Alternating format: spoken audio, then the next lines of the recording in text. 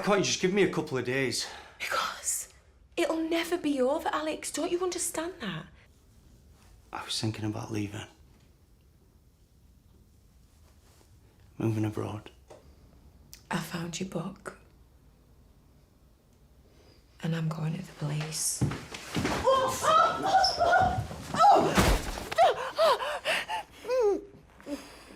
What's this, love? Bernie, don't.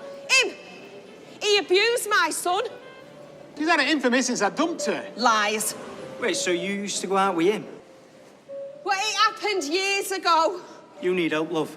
My boys catch you selling stolen goods again on my patch. Now, what did I tell you, boys, I would do to you if there was ever a strike three?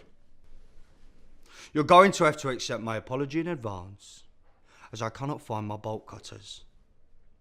I do, however, have some old garden shears. Now, they're a little bit messy, yeah? Takes a little longer, but I can assure you it will get the job done. Steve, how are you, brother? Hello, mate. I'm all good. How are you? Yeah, I'm fantastic, mate. I'm absolutely delighted to be speaking to you. Thank you. Likewise. Yeah, no, it's really kind. You've come on pretty short notice. I saw your profile on bloody, I think it was Facebook first, or was it Instagram? And Yeah, I think because we've been connected on Facebook for a bit, 'cause I've seen your stuff for quite some time as well. yeah, bad luck. sorry about that. It's really interesting. I've just been chatting with a fascinating guy, Ryan, the holistic health coach. He's again ex-Marine. He's down there in Australia, and we were just saying, you know, the whole Instagram thing is, the whole approach to it is interesting. He's taking the approach I'm starting to take, which is just to, well, I'm not starting. I like to think I'm like that anyway. Just being honest on Instagram, and it seems to really resonate with young people now. Yeah, I think that's the best way to do with social media. Like, just try and be as honest as possible. But it's a big market now. Yeah. Especially with companies and businesses collaborating with people. It's a very big market. And so let's just dive into what you do. So, former Royal Marines Commando, been on operational tour in Afghanistan. Now looks like you're becoming very successful at acting. Done some Trying. Yeah, well, I mean, we're going to try our whole lives, aren't we? But you know, you're being very modest, mate. You've done incredible. Did I see Coronation Street flagged up? Yeah. I think I actually did watch a clip of you in that, which is, I mean, my God, that's some people would just dream of, you know, getting in a British soap. It's kind of that was a real moment. It was only a small part, but it was a milestone, definitely. So I grew up watching Coronation Street with my mom. So to then get the call to say, you know, you've got a tiny part in it, it was just incredible. Oh my God, I tell you what, we could probably talk for ages just about that alone. Yeah. Is it, what's the Rover's return like? So I didn't see everything, to be fair. I went up to ITV Studios, saw the set, but the bit, I don't know if you said you saw the clip, the bit that I did was in like a shopping centre. So it was around the Christmas period that's just gone. Well, gone a bit ago now. So we filmed it, I think we filmed it, I want to say October time, something like that. I like that. I want to say October time. And they'd kitted out a section of this shopping mall with a big Christmas tree and all the Christmas decorations set up for the Christmas episode. So that's what I saw. But I did get to work with Chesney, the character Chesney. I'm going to be honest, right? I don't watch mainstream TV other than SAS Who Dares Wins because I've sort of got to, and I'm a celebrity because it's a psychological experiment to me. So you'll have to forgive me. That's fine. That's fine. Well, Chesney's just someone I don't really watch Coronation Street anymore, but he's been in it so many years. He's a bit of a iconic character in it. So getting to work with him was cool. So obviously grown up watching him grow up on TV. So yeah, that was a really nice moment. And it's opened up a lot of doors for the future as well, which is really nice. Were you kicking off in that scene? Did I remember? It seemed there was some argy-bargy going on, wasn't there? Slightly, yeah. There's I can obviously say what it is now because it's out there, but one of the security guards that work at this shopping centre is basically involved in some acts of paedophilia or some sort of abuse towards the kids of one of the main characters. She clocks onto it, excuse me, and basically approaches him about it, and it all kicks off in this shopping mall. And I'm just doing my Christmas shopping at JD Sports or something. And you walk past and obviously like just get involved a little bit. I only had a few lines, to be fair, but it was very enjoyable indeed. Yeah. When you're in a pub and someone says, "What do?" You say, "I'll smack pedos on Corrie." Well, thankfully it wasn't me smack. It was actually one of the other characters, one of the women. So got that punch in. Steve, did you go to acting school or anything, or how did you get into that?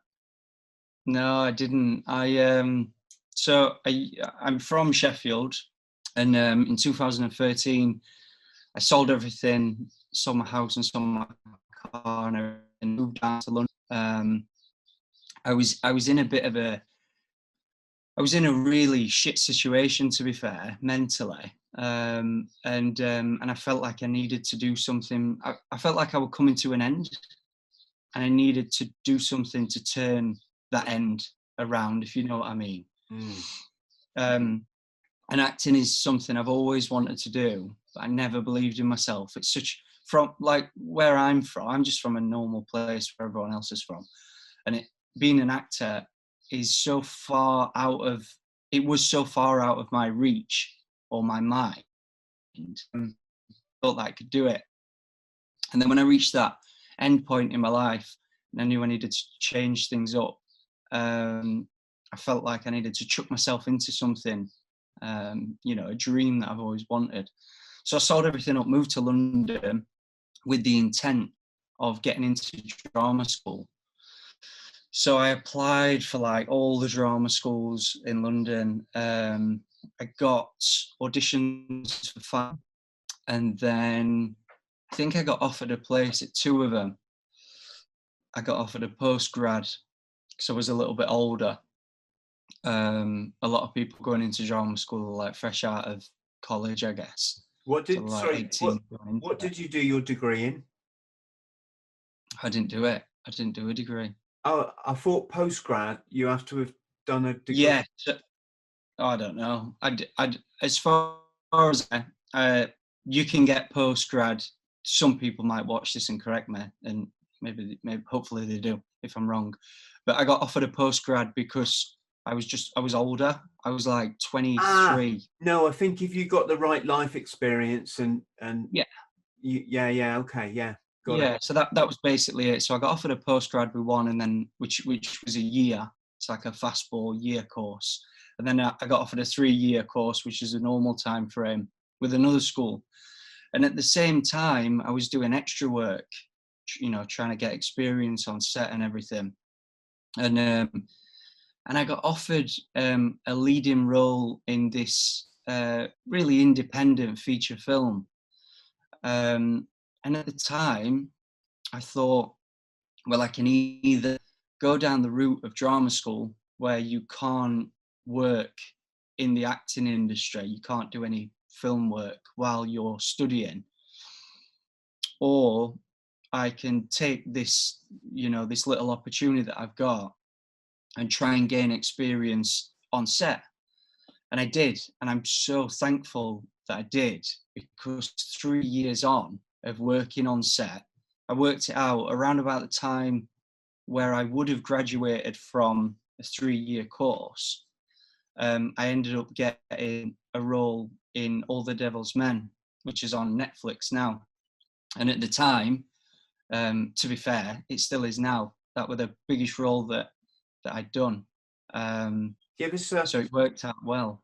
Give us a quick summary of what that film's about. So you'll have to excuse me because I'm terrible at, even though I'm in the acting industry, I'm terrible at storytelling. Sorry, Steve. I'm just wondering if I've seen it, that's all. It is about, I'm so terrible at telling. It's not an IRA film or something, is it? No, it's not. It's basically about CIA and the kind of Secret Service of the UK. Oh, mate. No, you've said enough, mate. That's all right. I just, for people listening, they'll go, "Oh yeah, I've seen that one." Yeah, it's starring Milo Gibson. Anyway, and it shows the corruption basically within those sort of worlds. I'm so shit at telling. You wouldn't even think that I'm an actor. I'm so shit at saying. When someone asks me, do you know, that's like the one thing I hate being asked. It's not your fault, and I'm always going to get asked it. When someone says, "Tell me what that film's about," even if it's, I've made films, I've got my own, like I've done like 3 short films that I've produced, and someone asks me what it's about, and I'm shit. My mind just goes blank. I'll tell you what though, mate, right? When you get these celebrities, and you know when they have those interviews, they're both sat in a chair, and the journalist has obviously got their 6-minute like section, and they're probably seeing like 30 journalists a day or something. Like, so tell us, what's your latest role? And they say, right, so John is a guy, he's haunted, he's got demons, and he's trying to work through them. And then it's like, it's always, they just all sound the same. Yeah. The way you just put it, I can't really fucking remember, to be honest. That's much more interesting. Just go and watch the fripping thing if you're that interested. Yeah, to be fair, it's an action film. It's full of explosions, full of military tactics, and it's got some really big names in it. So, and it's on Netflix, so it's free to watch. So yeah, it is a really good film. Hey, you're promoting it well, mate. Definitely. Yeah, trying to dig myself out of the hole I just created. Yeah. No. Oh, I'll tell you what, it's creating holes, mate. That's what I do for a living now. Yeah. So let's go back then. Let's come back to your acting, because again, there's probably a million things I would love to know. But let's go back to your time in the Marines. What was your motivator for joining the Commandos? So when I was like 14, we were having a careers talk at school. I think I was in year 10, and it's around about the time when they're preparing you to go out into the real world, innit? And we had we had a Marine come to talk, and he came with a naval rank. So there were those 2 that came. And at the time, I didn't know what the Marines were. I knew what the Army was, but I didn't know the difference. And I was messing about in the assembly, in the careers talk, and the Marines stood us up and humiliated me a little bit, told me off. And at the end, I went up to him and I apologised, and he gave me a leaflet and he said, you know, square yourself away. So I went home, looked at this leaflet, and I thought, fucking hell, these guys seem awesome. So I looked into it a little bit more, realised what the Marines were and the challenge of actually becoming a Marine. And whenever I do something, I always want to be the best that I can possibly be in that chosen field. And at the time, I started to get my eyes sort of, you know, set on the Marines. I told my mum about it. She weren't having any of it. Obviously, no one wants to send a little boy off. But I kept on and on and on, and I started training for it as well. I started running like 5-10 miles a day, and then adding weight and stuff. And then I ended up dragging my mum to the careers office in Sheffield. Did she join up? Spoke to him. Hey, Did she join up? did she join up? So we went, and I think she saw a maturity because I was really immature. And when I was speaking to this bootneck, obviously for anyone watching, bootneck is a Marine term, but when I was speaking to this Marine, she saw a maturity in me. And I think it made her understand what I wanted to do a little bit more. So she ended up agreeing to sign the papers and everything. And I was 16 at this point. So I'd been training my arse off. I was kind of ready to go in. And then I ended up going in. But to answer your question, my motivation was because I wanted to be the best in the world. And I wanted a challenge. I never liked doing things by halves. If someone puts something in front of me and they say, you can take the easy route, the fastball to get this, or you can take the hard route and learn a lot along the way, I'll always, you know, kind of fuck off the easy route and go down the hard route. Or you and the can Marines take, is as hard as you can get.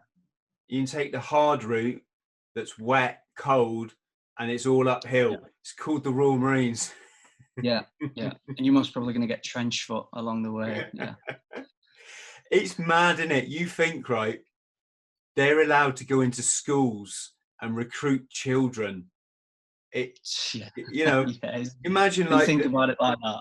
Yeah, well, imagine like they're recruiting for the local library or something, and they go in, right, children, you know, come and join us. You'll be sorting out, putting some books back on the shelf, and doing some stamps in, you know, as you hand the books out to people, or bloody painter and decorator, right? You'll be putting gloss on the skirting boards, and then the Marine comes in, right, fellas, you'll be going into a combat zone. You'll be calling in airstrikes with Apache helicopters, dropping 500-pound bombs and then closing with the enemy, right? It's fucking insane. It is a I bit. mean, It's when you think about it like that. It's no wonder people kind of get caught up with the glamour of it all, isn't it? Mm. Or the perceived glamour. I mean, it's the reality is, as we both know, is in very often very, very different. Oh, Yes. definitely. I mean, as you will agree, most probably some of the best memories of my life have been in the Marines. But definitely, being in the Marines and what came out of the Marines for me has been the hardest periods of my life as well. So, yeah. Can you talk more about that? How hard did it get, Steve? So for me, when I left was the hard thing. So, as you know, I was involved in an incident basically where I'm blind in my right eye. And to go into a little bit more detail on that, what happened was I had just come off Herrick 9, and I went out in Sheffield on a night out. Ended up getting into a bit of an altercation, got into a scrap. It ended up getting massively out of hand, and I got outnumbered massively. Got my head kicked in, got a good kick in. Unfortunately, the kicking didn't stop at the point where I lost consciousness. It carried on afterwards, which is a fucking really weak thing that happened, not on my behalf, obviously. Anyway, I got hospitalised for a while. I think, as far as I remember, they operated on my left eye. They saved that. And they had to operate on my right eye, but they couldn't save it. And what happened to my eyes were, I think I had I can laugh about it now, but trust me, afterwards I wasn't laughing. But I had a stiletto heel smashed into my eye, basically, and it really, you know, fucked my eye up. Excuse me. There was a point when I was in hospital, and every few hours the nurses had to put this I don't know what it was, some device that measures pressure in your eye. They put it on my eyeball, this little blue light, and then they'd go off and carry on doing what they're doing. And one night they came up, put it on, and they all started flapping, started running around, panicking, rushed me into theatre. And I was like, "What's you know? Tell me what's the problem? You worrying me? What's up?" And they said, "The pressure in your eye is like 4 times the amount, and it's going to pop. It's going to burst. So we need to extract the fluid in it." And I was like, "Right, how are you going to do that?" And they were like, "Well, we need to put a needle through your pupil into your eye and suck out some of the liquid." And I weren't having it. I was like, "There's no chance you're doing that." And they said the alternative is it's going to burst and you'll have to have a prosthetic eye. And I was only young. I was like 19. And I remember at the time I thought, that's how stupid I was. I was only young. But I thought, I'll let it burst. I really didn't like anything going near my eyes. I still don't like it. On films, when I have contact lenses in, I hate it. Someone has to help me put them in because my eye just closes. I can't keep it open. And I thought to myself, I'll let it burst and I'll have a core imprinted, you know, with the Globe and Laurel. I'll have that imprinted on the glass eye. What a dick. Anyway, thankfully I didn't, and they taught me around. And anyway, they couldn't put me under either because it had to be done immediately. So I had to be conscious, I had to be awake, and they put this vice over my eye to keep it open. And then they put the needle in.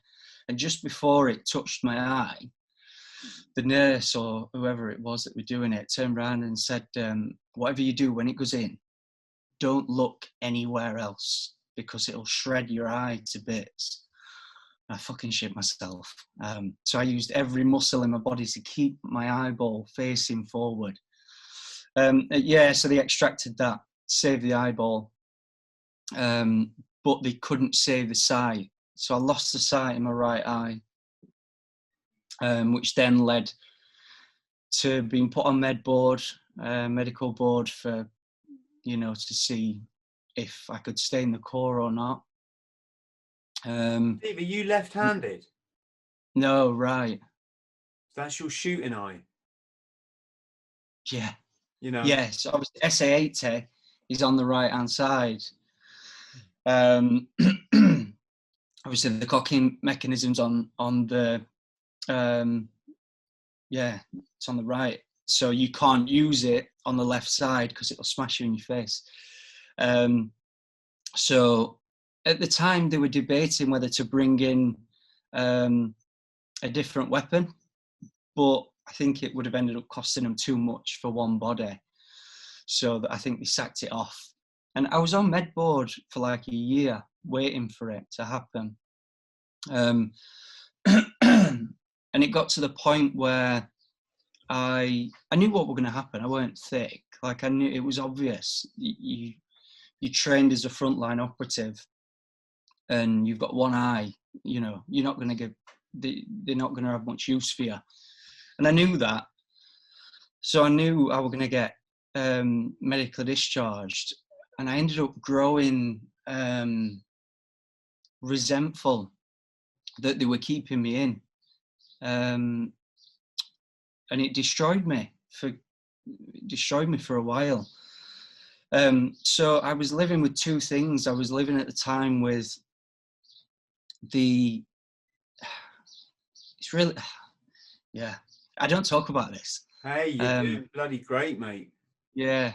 So I was living with two things. I was living with the hatred that I was starting to build for the Corps at the time. which pains me to say a little bit, to be honest. I feel like I'm betraying the core in a way, but it's true. I was growing hatred for the core. And at the same time, I was obsessed with finding the men responsible. And it was getting to the point where I didn't have much to live for anymore, because I knew I was going to get kicked out of the Corps. I'd been in since I was 16. I didn't have any, my highest qualification was a C in graphics. So, you know, there wasn't much going for me at the time. Yeah, it was getting to the point where I was starting to think about ending my life. And I remember, it's funny, one of the things that kept me going, and I'm not going to go into too much detail about this, just because you'll understand why. Steve, can I just clarify, why was your resentment growing if you said they were keeping you in? What do you mean, because you knew they were going to eventually kick you out? Yeah. So I knew that was coming, and I knew they knew it was coming, and I felt like they were, you know, just holding me in for no reason. And at the time, that wasn't the right thing for me. Yeah, so that made me angry, and I lost passion, and I began. My mind was elsewhere when the time that I was still in the Corps. My mind was really focused on obsession of getting revenge, I guess. Did you know the people who'd done it, and did they ever get prosecuted? So there was a period after it happened where the police found out who they were, but they couldn't pin it on them. Stupid, really, because they had CCTV footage of them. I think they had 2 different CCTV recordings, but apparently they were too grainy on the face, which I think was bullshit, to be fair. And I think, if I remember correctly, they also got to one of the guys' houses and found an item of clothing with my blood on it. I think that's correct. It happened 10 years ago now. But they never had any major legal action took against them. I think they got some community service and a £100 fine or something ridiculous like that. I did find out who they were. I didn't know them at the time, but I did find out who they were. And as I said, I'm just careful about how I word this, but I obsessed for quite some time about, as anyone would, I had thoughts in my mind about you know, what I could do to get some sort of payback. And at the time, I went to great lengths. But in the end, well, I'll tell you what my thought process was. My thought process at the time was, I'll find the guys that were responsible, and I'll do what I feel is just. And then when that's been done, I'm going to kill myself. So that was the thought process, and that was the motivation that I had. I was coming to an end in my life, which is really sad. I was 19, man. It's a really sad thing to be thinking of when you're that age. You know, some kids aren't even left home at 19. Still got the rest of their life ahead of them. And I was very close to killing myself. And it was weird because I was motivated by knowing that one side done what I felt I need to do, I could end it for myself.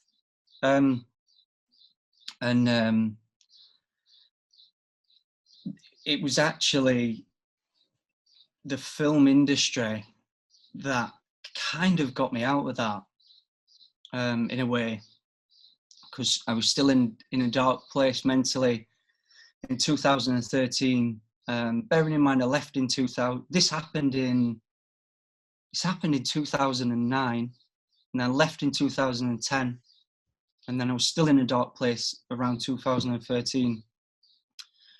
And then that's when I moved to London to pursue acting. And it was then that I could really put, how can I word it?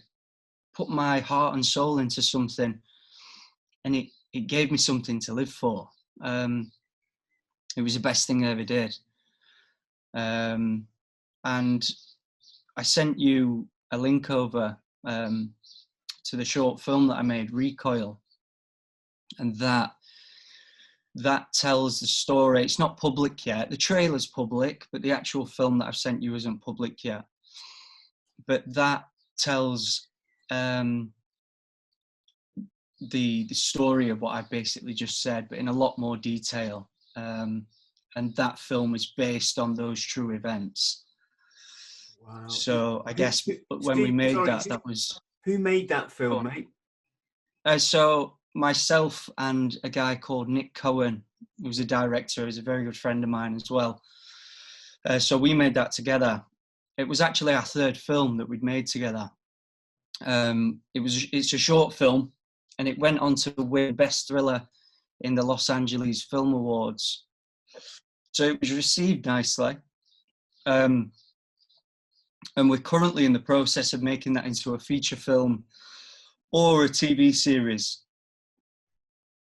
So let me just stop you there. Did you just say it won a film award in Los Angeles? Yeah. That's pretty incredible, isn't it? I mean, that's kind of the home of film. Yeah. No, it was lovely when that happened. It was lovely. And is it to know that you've made something, and not only is it something, but it's something that is so close to your heart, like it's based on my story, and then it gets so well received. Yeah, amazing feeling. And just a little bit more. So I'm really sorry. You sent me that film while I was in another podcast. And no, that's my fault. I should have sent it to you earlier. Hey, absolutely not a problem. I'm really looking forward to watching it now.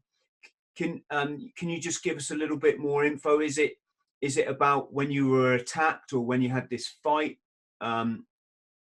Yeah. So the character's called Alex because when we were in development with it, basically how it started was in 2014. I made my first kind of short film. It's called Become the Legend. It's on YouTube. To be fair, it was more like a showcase. And it was my first opportunity to produce something. And I worked on that with Nick Cohen. And we were on set and we were talking about my past, and he was just asking questions and stuff. And I briefly said the story that I just told you about what happened, and he said, we should make a film about it. And at first I was like, no, I'm not comfortable with that whatsoever. And we went back and forth over the next coming months, and he had some ideas. A script ended up being made, like a short film script. And at the time, I was really struggling because I wasn't comfortable with it being like some sort of biopic. I wasn't comfortable whatsoever. So we changed it and based the story on what happened to me. So it's got slightly different elements, but as a whole, it's based on it. And it tells that story. Speaking as, someone who's a form of artist here. Does that give you like a degree of separation from it, so it doesn't emotionally kind of like, do you know what I'm saying? Yeah, I do. It does. It does in a way. Because when we were developing it, and before we'd changed it into a based on true events kind of story, I was struggling with the concept of it and struggling with the idea of bringing it to life. But when we did change it into the way that it is now, and it's based, you know, it's kind of a different storyline, but it's based on those true elements. It enabled me to connect with it a lot more, but also separate myself from the pain that was kind of still going on inside. But to answer your previous question, yes, it tells the story of the attack and what came after the attack, the obsession and the lengths that the character is willing to go to get revenge, basically. But in the story, he meets someone. He meets a woman, and he becomes torn between love and the law, basically. So, yeah. Gosh, there's two things I'd love to discuss in my mind. So first of all, are we allowed to ask, what did you plan to do to these? I mean, were you just going to beat them up real badly and then duck out of there? I'll tell you what. I'll tell you what. If you wanted to shoot him, mate, don't worry, because I remember when I was younger, I fucking wanted to kill some people. You know, I really, you know, I think it's because part of who we are. When someone does something that's so unfair to you, you know, and they're getting away scot-free. I have to say now, as a 50-year-old man, my whole approach is very obviously very, very different. I'm all about love and forgiveness now, and understanding is the biggest one, and that will hopefully bring me on to what I want to discuss with you next. But sorry, over to you, Steve. It's a tough question, to be fair. I know the answer. It's just a tough thing to talk about publicly. As anyone would, I wanted them to, I tell you what, every time I looked in the mirror, I saw them. And I wanted to make sure that I left them in a state where every time they looked in the mirror, they saw me. And at the time, I did want them dead, as anyone. But it wasn't quite enough. I wanted them to feel as much pain as physically. And the character in the film, I guess I was able to express a lot through that visually. So, as I said, the trailer for that is online. There's bits in the trailer that gives people a real insight into my mind at the time. So people are more than welcome to go and watch that, and they will get a very good understanding of what I wanted to do.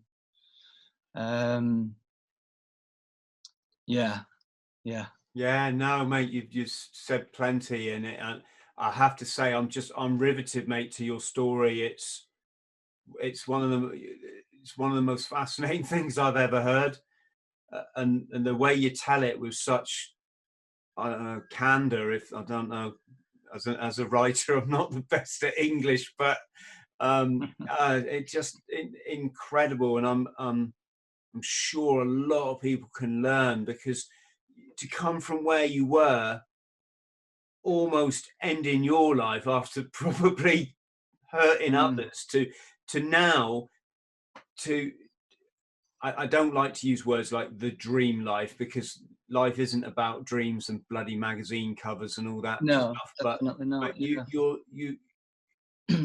you're smashing it, mate. You know, smashing it, and you're a great example of, you know, you're a shining light for other people. So yeah, you've said plenty. Thanks, man. Can we just Thank talk though, because, and again, if you want me to shut up, just say let's move on. I don't have a problem. Crack on. But I just want to say, for people watching, this like extreme form of violence on a Saturday night, it's a modern phenomenon. I hate to say when I was young, but you know, when I was young,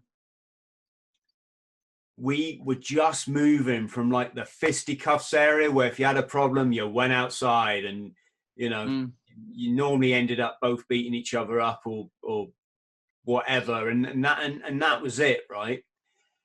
I wish it was still like that. Well, it started to change, mate. It started to change because glassing started to be the de rigueur. If someone started on you in a pub, you just got your pint and you shoved it in their face with no compassion or with no nothing. It's like you've got a beer glass, you're shoving it in someone's face, knowing it's going to smash, and knowing you're shoving it into their eye socket. I don't get it, Steve, why that became a thing. Although I'm going to tell you my theory and see what you think. Then we had this thing where, you know, you got in the fight, you had to be careful, because if you took on too many people or whatever, or you took on the wrong person and they knocked you down, then you'd get stamped on the head. Oh, mate, these people throw acid and all sorts now. Now, my theory is, and I don't think it's that complicated, is people now are, the more we've moved away from our community, where, let's just say young men, but of course this affects young women as well, but a young man, he grew up in school, he kind of, even when he was like 10 years old, knew what he was going to do when he finished school. He's going to follow his dad into the factory, into the ship making, into the steelworks, onto the farm, or become a carpenter, a chippy, a sparky, this kind of thing, right? So you had direction, and that with that direction brought a sense of security, right? Now, and it didn't matter, even if you weren't academically minded at school and you failed everything, you could still follow those routes. They'd find a place for you, right? Now you got this situation where when you leave school, you basically got to go to university. Almost everybody does now. And that's just a whole nother, the issue of student loans is a whole nother scam issue again, if you ask me. But, and so people go to uni, but of course that route is not open for everybody. Not everybody's a sort of, you know, a uni type person. And to the same extent, now all the trades we talked about, now you've got to have high IQ, high qualifications to get into them. So everything's blocked for those kind of, you know, let's say ordinary people.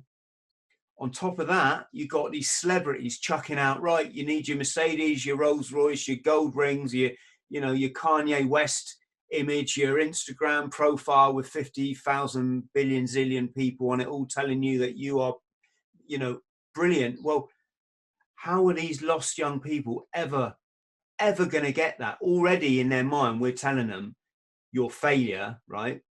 Which is a complete lie, because if you knew Kanye West, you probably realize his life isn't what it appears, right? And then on top of that, you've got the pressures on family and the family unit now. So very often it's separated from a young age. So young men might not even know who their dad is, or never have contact with them, or have this disruptive, or see their dad every 6 months, or once, you know, maybe once a week, or whatever it is. And this loss of a good role model. And so I think this sense of deep down lack of identity, anger, discontentment is represented in the fights that we now see outside the nightclubs. This bitter unhappiness inside is then taken out on another individual. It's like, fuck you, I'm unhappy enough in my life and you've just challenged me. How fuck does this make any sense to you, Stu? Yeah, it does. It does. I don't know, because you've touched on a lot there, and I think there's a hell of a lot of factors that go into play of why society has changed so much over the years. I feel like over the years, going back to my kind of grandparents' era, through my parents' era down to my era, I feel like society has become weak, very, very, very weak. The way that things are governed, punishments that are put in place. I feel like we've become very weak as a society. And unfortunately, that weakness has shown in the upbringing of the kids in today's kind of day. And I feel like the upbringing in sort of maybe this generation now, or I suppose my generation, maybe just a little bit after my generation, because I remember when I was a kid, it was still okay to smack your kids. I remember my mum used to give me a smack bum when I'd fall out of place, but now that's massively frowned upon. I'd never smack my kids. Like, I'm not saying it's a good or a bad thing. I just mean generally, I feel like things have changed and it's made us a weaker society. And I feel within that, it develops and it raises a different breed of person and a different breed of a different breed of mentality. Whether that is reflected in the fights that happen nowadays, could quite possibly be. I feel like now, people have lost what it means to be a man nowadays, whereas in my granddad's era, what it was to be a man was completely different. I feel like the guys in the Corps know what it is to be a man, but just generally over society, I feel like people have lost the sight of it. And touching on the fights that happen now, and you've got people chucking acid, because I think that's the worst thing. Knife crime and gun crime is bad, horrific. But now you've got kids throwing acid in people's faces and stuff, which is the weakest thing I could ever think of. It's the most pathetic thing you could ever do to another, like most disgraceful thing you could ever do to someone. But I feel like that, and the fact that kids and men these days like to fight in groups, I feel like it's because inside they are a little bit scared of taking on a challenge on their own.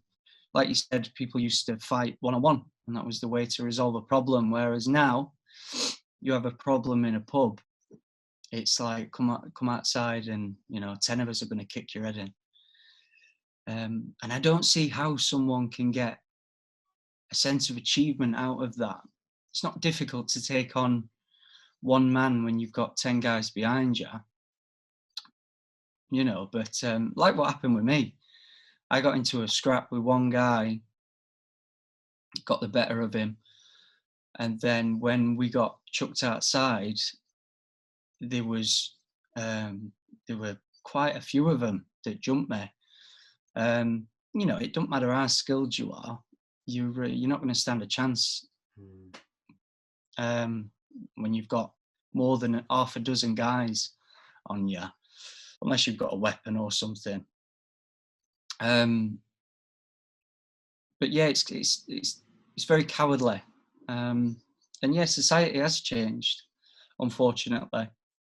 It pains me to see how nowadays, as a military person, a serving military person, you can't really walk the streets in your uniform as you once could, because of the attacks that go on now, and how I'm not going to go into loads of detail about it. We all know what happens, but there's groups of people out there that if they see a military man or a military woman walking the street in their uniform that they're very proud to wear, they'll attack them. And it pains me, that. It really does. But it just shows the society that we live in now and the way that things have changed. Yeah, it's I guess it stirs up resentment in people because it's all about perception, isn't it? I don't know if you've ever seen the film Officer and a Gentleman. If you haven't, I know. I've not seen it, but I know that. Oh, see if you can get a copy of it somewhere. It's an absolute classic. Richard Gere, Lewis Gossett Jr. plays the gunnery the drill sergeant. Very, very powerful film. My God, and it's got one of the best soundtracks to a film ever made. See, I'm doing my Hollywood bit now. See, I just sold you on that film. Yeah, you sold it better than I sold a film that I've been in, that's for sure. The director, Matthew Hope, is going to be watching this and he's going to be thinking, fucking hell, never hiring you again. But yeah, even in that film, he plays this young thruster who's trying to become. He's come from a kind of, let's just call it, a loser background, and wants to become a naval aviator, a pilot in the Navy, and so he's going through the basic training stage under this gunnery sergeant who's shouting all the time, and it's very really emotional film.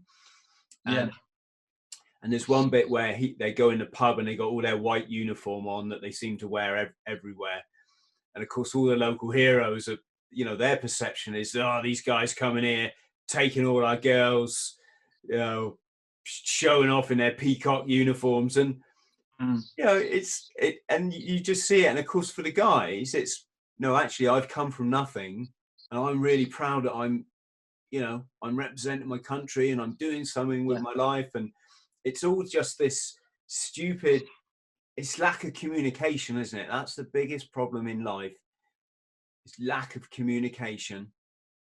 I will say it reminds me of that story when ecstasy first came around, and you had like Millwall hooligans, out drinking in a pub in London, and they're all like hugging and chatting with their arch enemy for the first time in history. It was always because alcohol fuels violence, lack of inhibition, let it all go, fuels violence. And it's an interesting one because you very often hear people defending alcohol, not really branding it as the dangerous commodity that it can be, right? And hence why what we've been talking about. Whereas back in the dance era, house music, you pop a pill, dance for 6 hours, hugging random strangers, and then you changed the game, didn't it? Yeah, you go home, sleep, try and get some sleep and feel a bit crap for a few days, which I'm not suggesting was very pleasant, but it was ultimately a much safer, and also not just a much safer experience, but you just learned so much of yourself through going through this kind of emotive process, right? Not trying to sell it here, children, just you. I know, yeah. You live your lives. I've lived mine. Thank you very much. I'm very happy with my life choices. Thank you very much. But yeah, interesting. So can you let's go back to Afghanistan, Steve. Can you tell us a bit about how did you end up out there? So I went out with Brigade HQ, so 3 Commando Brigade HQ. And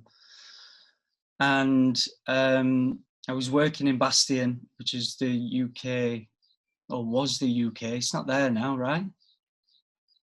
Bastion's not there. I'm really not up to speed. I don't watch the news, so I don't, as far as I'm aware, it's not. I don't know. But Camp Bastion was the UK military base out there.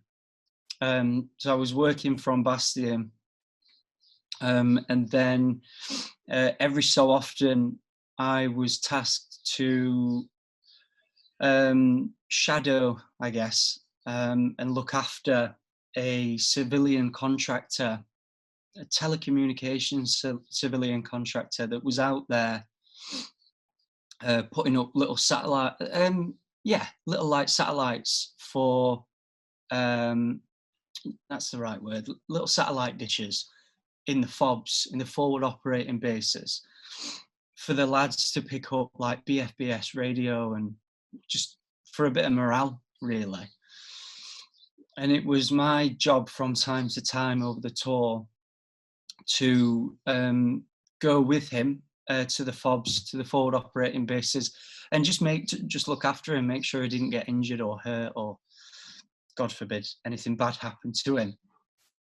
And I remember at the time, because obviously we spent a lot of time together, and we once got onto the topic of pay. I remember he were on like 70 grand a year. And I thought to myself, what the hell am I doing? Like, I think I was on, I don't even know what I was on, 20 grand a year, maybe. And out there protecting this guy, and he comes out for a few months of the year, and he was on 70 grand. But so is the way now. You go out in Afghan or Iraq as 70 grand would last me over 10 years. Oh, really? Yeah. When you're happy in life, you don't need to buy shit all the time. You don't need much money, you just pay your bills. And yeah, I'm serious. And I appreciate money as a mechanism to living a paradise life, i.e., you just got to buy what you need. That's it. Nothing more. Then you don't have all that pressure of having to earn more and having to owe people and having to overthink about all that stuff. So when you say, 70 grand a year, some people might be thinking, oh, that's not much. It's like, fucking hell, it's a lot to me. Yeah, it is a lot. How were you traveling around with this guy? Mainly helicopter. We'd just hitch a ride on whatever we could to get about. I think very rarely we'd go by land. Might have been 1 or 2 occasions, but it was just mainly by helicopter. Yeah, I like to just travel by helicopter. Down to the shops. It's much quicker. Down to the shops and back. Down to the co-op. Pick up a jar of coffee, fly back. Yeah. Just a little aside here. I had a gentleman contact me. He flew a chopper. Gosh, I can't quite remember. It was some big corporation in the UK that obviously could afford to fly a chopper around the country. And he contacted me and said, Chris, I'm a chopper pilot. Can I just take you for a ride? So I'm like, why? He said, well, you do an awful lot for veterans, and I just want to say thank you. That's good. And like, I'll come and pick you up. Just tell me where to pick up, and we'll go up. And I was like, no, let's like do this properly. Let me offer this to one of my readers, or one of my I don't even know if I had YouTube then, but one of my sort of subscriber, I'll give it to them. Maybe we'll have a competition. Oh, that's nice. Yeah, well, I thought people could pay to, I don't know, let's say buy a copy of my next book. I think the book I'm writing this book at the minute about how I ran the length of the country, right? And I'm trying to make it inspiring. And I thought maybe we could do a deal where if people bought it, the money went to charity, and whoever bought the winning book could get this chopper ride, right? That's nice. Yeah. If they could take me as well, then it would be a day out with sort of Chris Thrall, even, you know, a win-win, right? Mm. So I replied with this idea, and the guy wrote back, "Oh, sorry, he just had a heart murmur, lost his pilot license." Oh, It's fucking like, hell. that's my life. That's the luck that I get. This is what I'm always saying, folks. Ride the rough with the smooth. It means nothing. I'm exactly the same now as I was before he offered me that helicopter trip. Right? It was just, not obviously. I'm not laughing at him. Poor guy. No, of course not. What a lovely man to offer me that. But you know, it's kind of Thrall's luck, really. So you're traveling around in a chopper. Is it just you, or is it like a protection team? So it was just me with him. And then, like I said, we'd just hitch a ride with anyone that was going back to Bastion or that was going to the FOB that we needed to go to.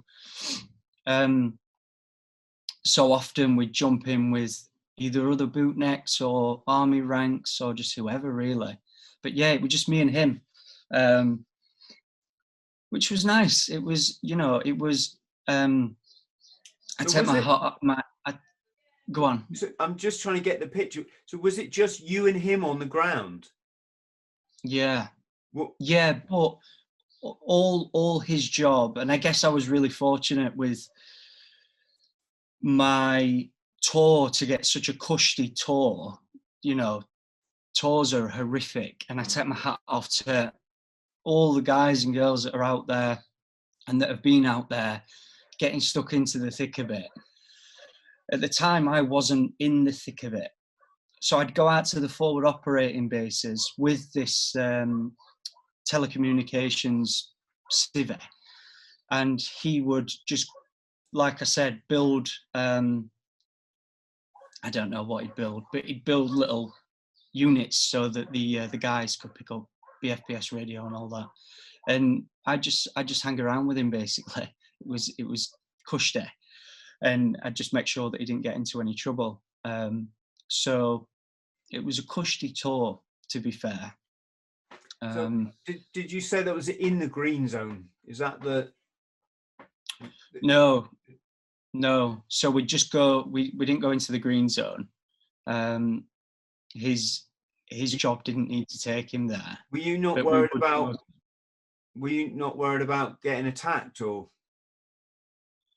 Yeah, I mean, I guess it's always on your mind. There was, to be fair, there was a time which I really we got into the thick of it a little bit. At one time, I don't know where we'd been. I can't remember where we'd been. We'd been to one of the forward operating bases anyway, and the helicopter that we were on had to drop off some guys over at Sangin. I'm sure it was Sangin. So we went via that area and dropped the guys off.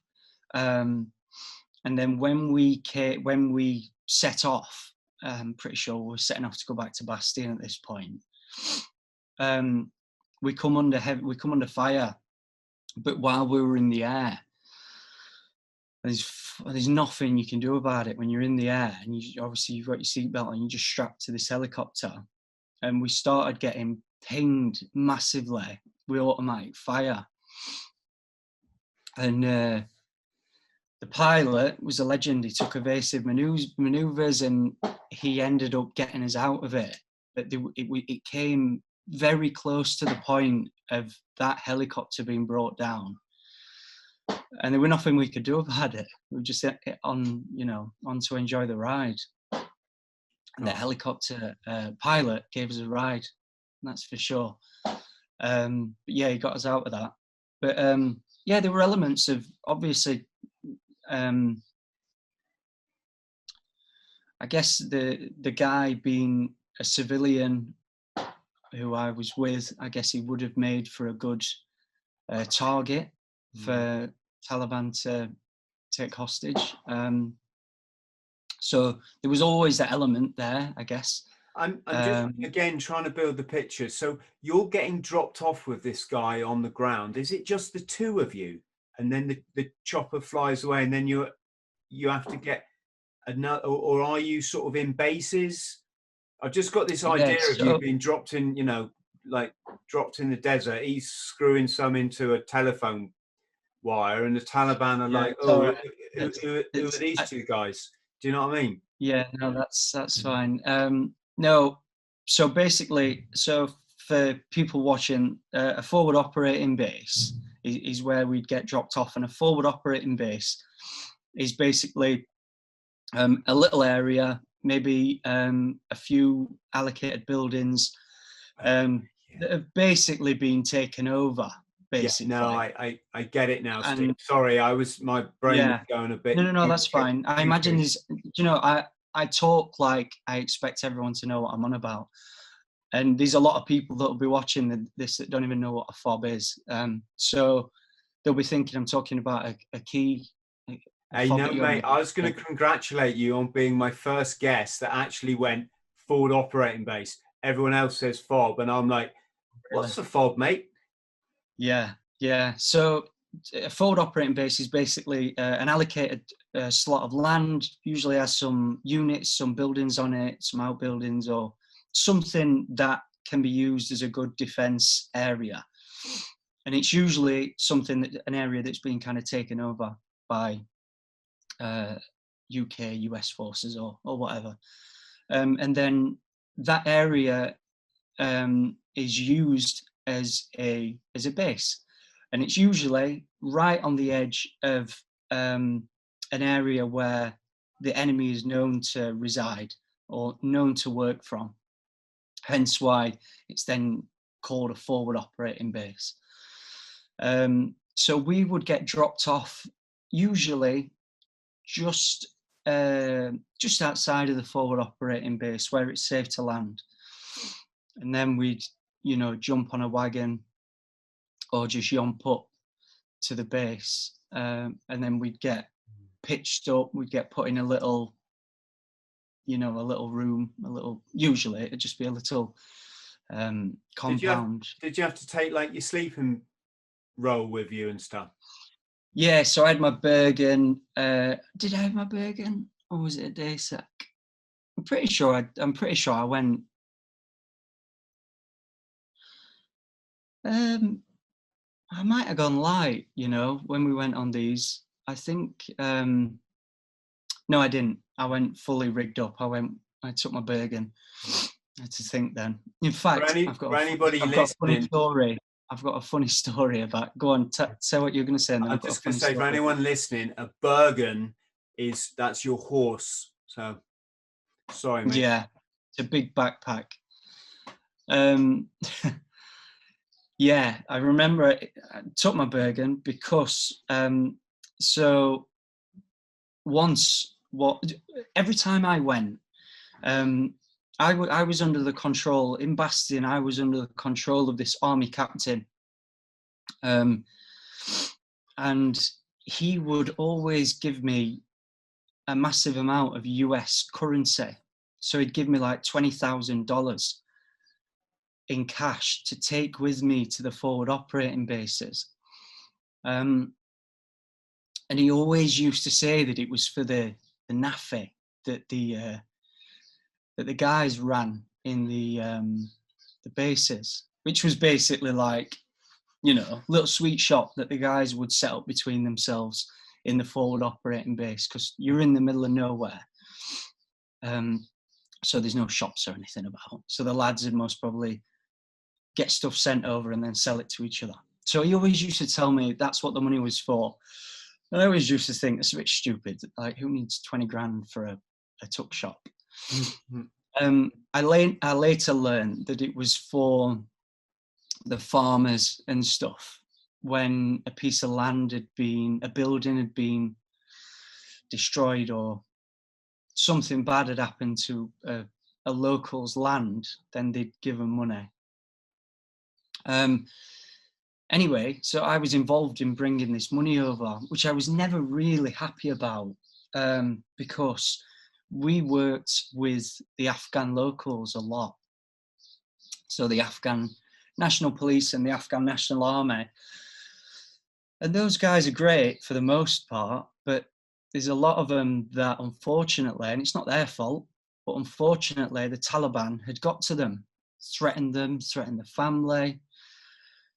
And, you know, if someone puts a gun to your daughter's head, there's not much that you won't do to save her. And that's the position that they would get put under. The family would get threatened, and they'd get told to leak information about US and UK troops on the ground. So for the most part, they couldn't be trusted, unfortunately. And with me carrying such a large amount of money about with me, the US dollar over there, it's very valuable. 20,000 US dollars can change your whole life if you live in the mountains in Afghanistan. So there's not much that someone like that wouldn't do to get their hands on it. And anyway, we went to Kajaki Dam, which is a forward operating base. Obviously, it's a dam. Mm. And It's an amazing film made, wasn't there? Yeah. Have you seen it? Yeah. I have seen Brilliant it. now. Brilliant. Anyone watching, watch Kajaki, about this army patrol get caught in a minefield, and the whole film is set in the minefield. Whoa. It's also, Yeah. I think Cassidy Little was up that way. His fob was that way. Cassidy's the TV personality that lost a leg in Afghanistan. Sorry, Steve. No, it's fine. No, it's a good film, really good film. Once again, you pitched it better than I could have pitched it. I should say, mate, I've always loved film. Yeah. When I was about 14, 15, I worked in a corner shop. It's one of my first like part-time jobs, you know. And back then it was your corner shops were your video shops. And I loved it. My idea of escapism was to get like 2 or 3 films and go home, just sit on a couch, put them on, watch them one by one. And back then it was easier because there were less actors and there were less films. So you could actually become quite an aficionado of film. Now I ain't got a clue, mate. There's so many actors. So many films. So many films made now. Another thing now, I don't know if anyone else noticed this, but there's so many actors that look like other actors, and they've got really similar names. So Aya, back to your Kajaki Dam. Yeah, so we got to Kajaki, and the commanding officer, I think 4 or 5 were there at the time. 4 or 5 Commando is a commando unit of the Marines. I can't remember what company were there, but I spoke to the commanding officer, as I usually would, let him know that me and this civvy were going to be there, and I've got all this money for him. And he said he didn't want it, and I was like, well, I don't want it. I don't want this responsibility. You know, there's my whole year's salary there. I don't want that. And he was like, yeah, we don't need it. You're going to have to keep hold of it. And I said, well, have you not got a safe place for me to put it? And he was like, no. So I was stuck with this money. And at the time, I think it was the Afghan National Army. It might have been the police, either one. The Afghan Nationals were working alongside the company that was at Kajaki Dam. And we were like living amongst each other, basically. So I wasn't comfortable at all, knowing that I had all this money on me. And what I used to do was I'd put we wore off spray. This is obviously not for the military people watching, because they know that, but for civilians watching, we wore off spray, which is basically body armor, a big plate on the front, big plate on the back. And what I would do is I would put instead of putting the 20 grand in my Bergen, I'd put 10 grand down the front of the ballistic plate and 10 grand down the back in case I got blew up, and then the military would still get the money on my torso, because I'm like just a really caring guy like that. Hey, did they have to sign for this money? Yeah, I had to sign for it, and then they'd sign it, taking it off me. That's why I didn't want the responsibility Why didn't of you it. just forge their signature and then keep it? Oh, fuck that. It's just a world of complicated pain if I'd have done anything like that. Hey, mate, back when I was that age, I was a bastard. Oh, yeah, well, anyway, so I had this money on me, and the little compound that they put me in, I was surrounded by the Afghans, and I'm not painting a bad picture of Afghan people whatsoever. They're lovely. It's just that I'm fully aware of the corruption and the bad things that happen.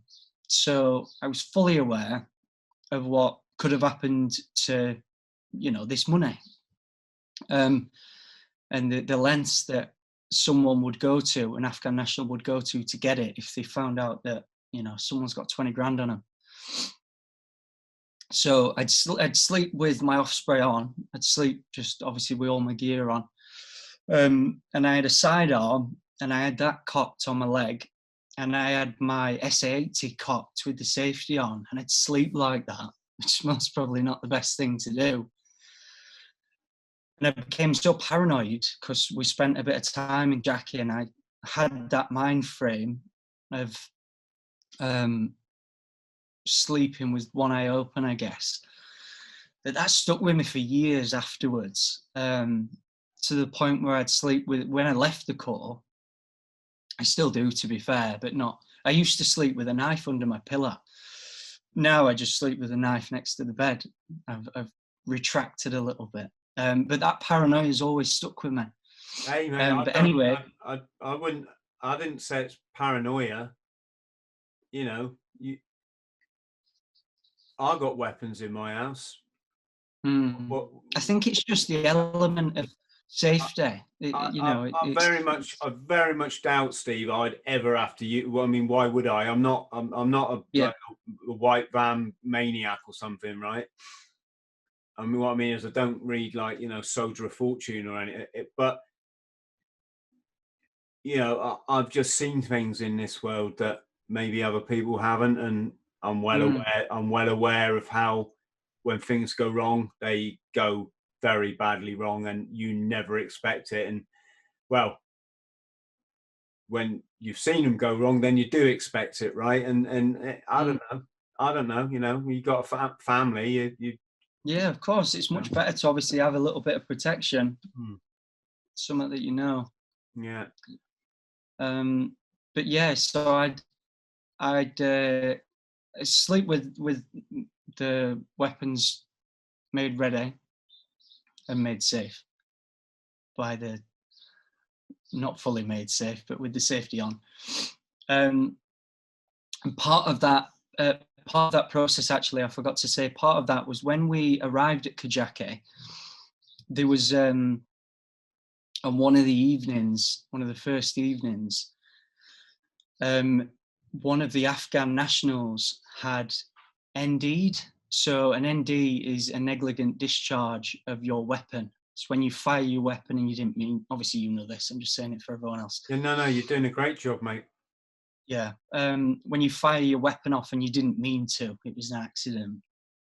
But it's a criminal offence really in the military, because if you shoot your friend or you shoot someone, a civ, then you're going to go down for it.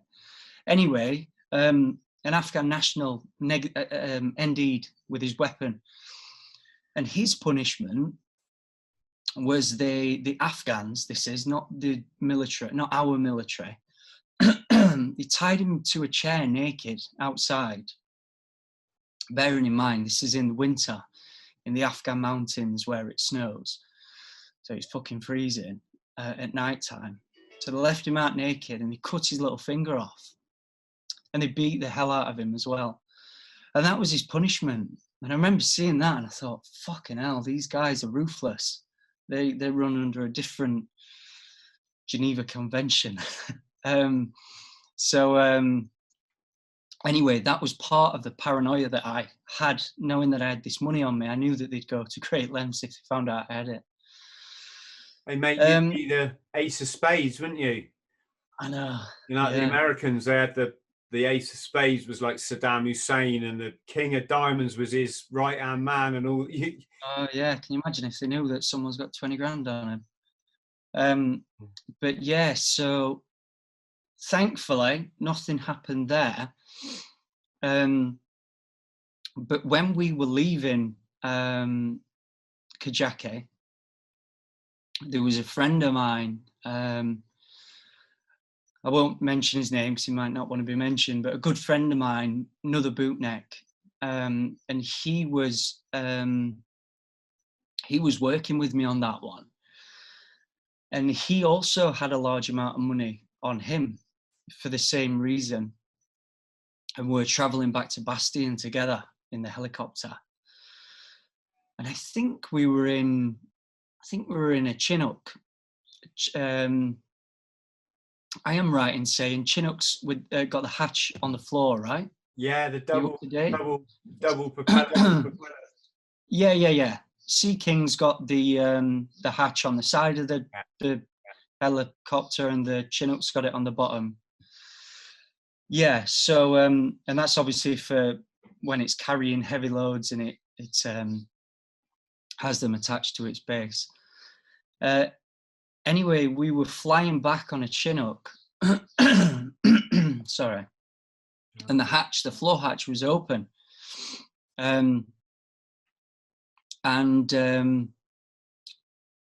We, through one reason or another, the helicopter pilot decided to take evasive maneuvers.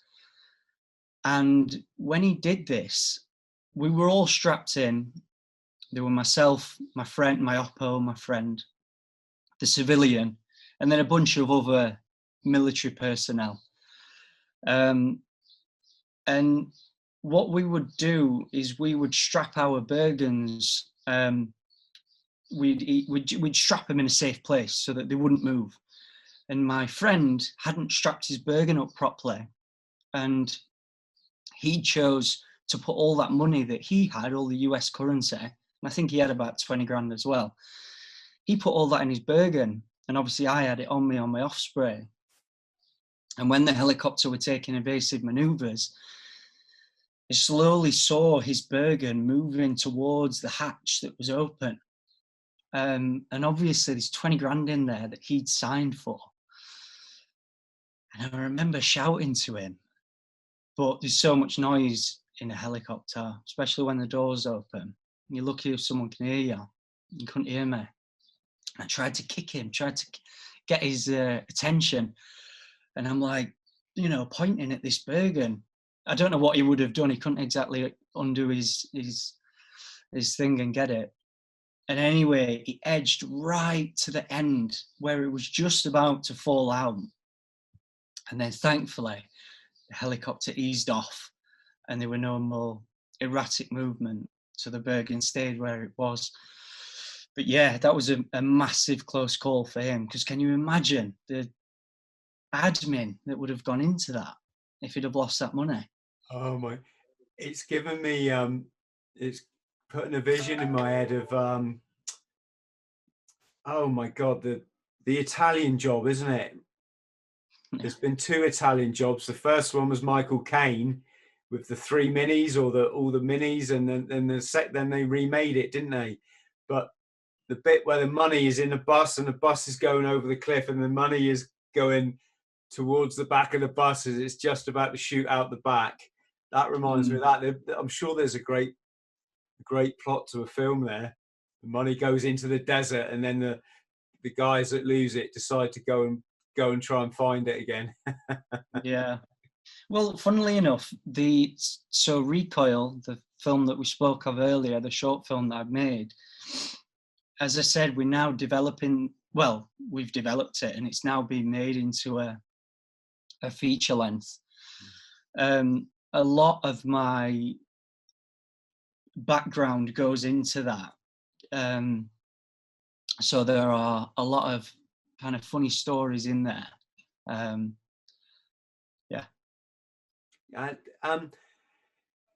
So did you say it's being made into a feature-length film? That's exciting. It's very exciting.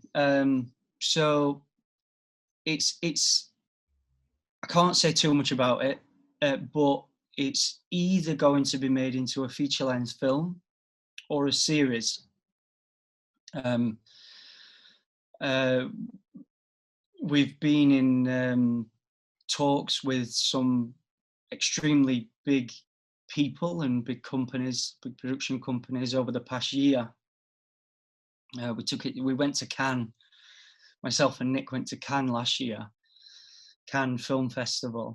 And that was my first time going there. It was amazing. We were blown away, absolutely amazing.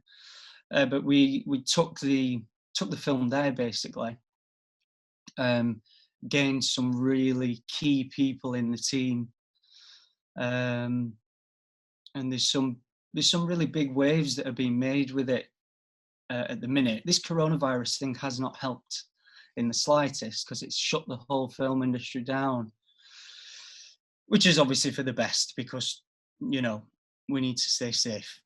But it has halted things a little bit for the majority of the film industry. So we're kind of on hold at the minute, but when this has all kind of died down a little bit, which I don't expect to be anytime soon, but when this has died down a little bit and the film industry picks up again, we'll be getting back into it.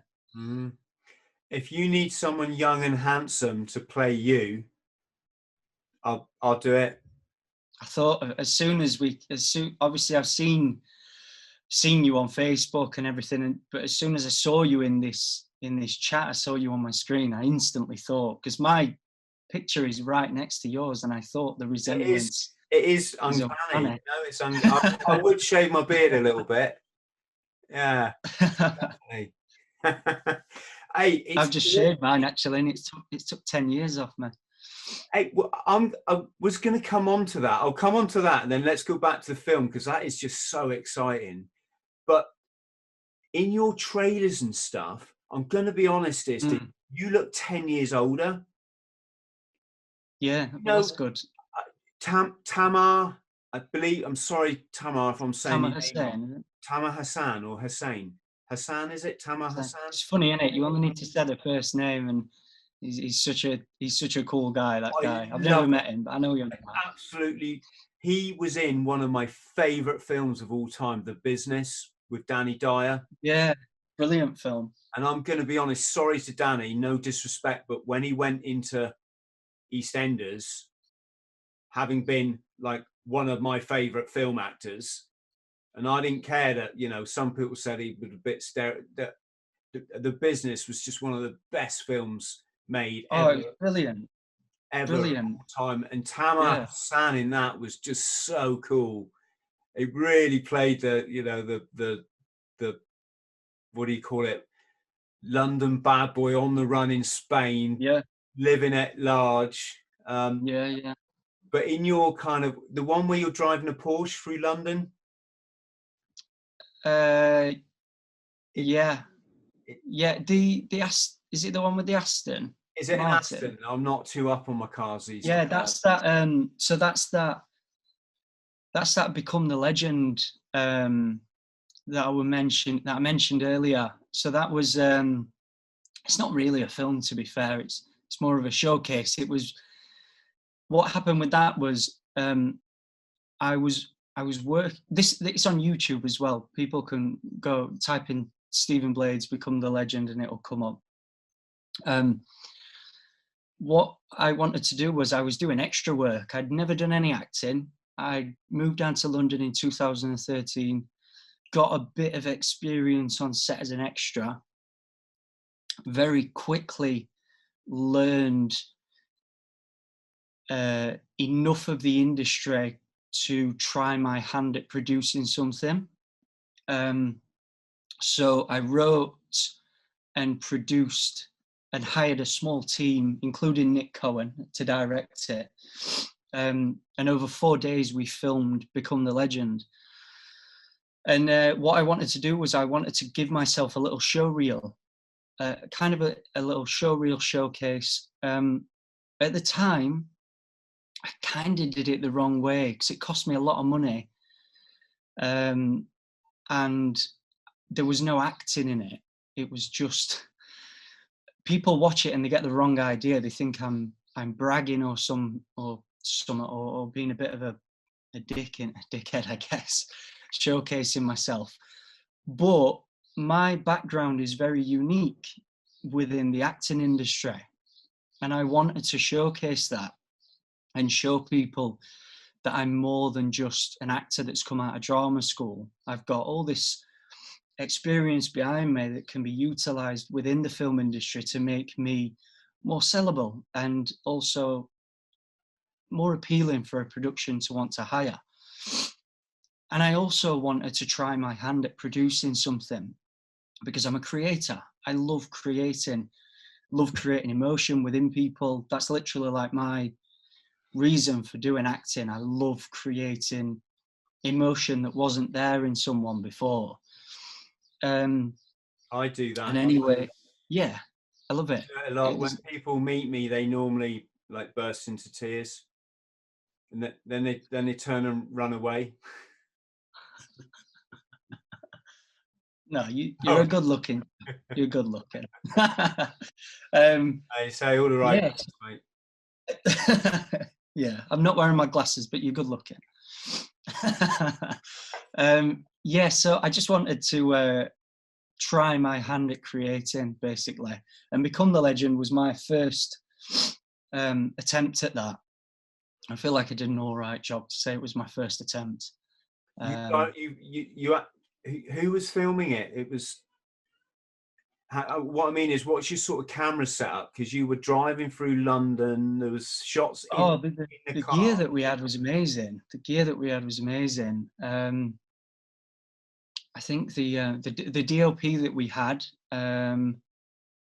he was brilliant. As far as I'm aware, I can't remember if he wanted to be named or not at the time because he was working on a big production. I can't remember, and this was only a little thing. But if he is, he's on the IMDb, and people can see who he is. But he did an incredible job, and the gear that I hired was brilliant. We had, I think for that, we had an Alexa camera, which is a very high-end 4K camera. And we had a lighting gaffer. We had all the lighting equipment. But we only had a skeleton crew. We only had, so we had myself, I was obviously in it, but I was producing it as well, running things day to day. We had Nick, the director. We had the DOP, and I'm pretty sure we had the DOP assistant, and that's all we had. And then I had a photographer on set as well. That's pretty much all we had. What's DOP? Director of photography. Oh, yeah. So he's the cameraman basically. So we had a real small team making it. But yeah, so I filmed that in 2014 when we did that. Did you rent the car? Yeah, I did. But my thought process for making the production was showcasing the skill set that I had, but showcasing the life that I lived a little bit. If I had the opportunity to make it again, I'd make it very differently. I was young.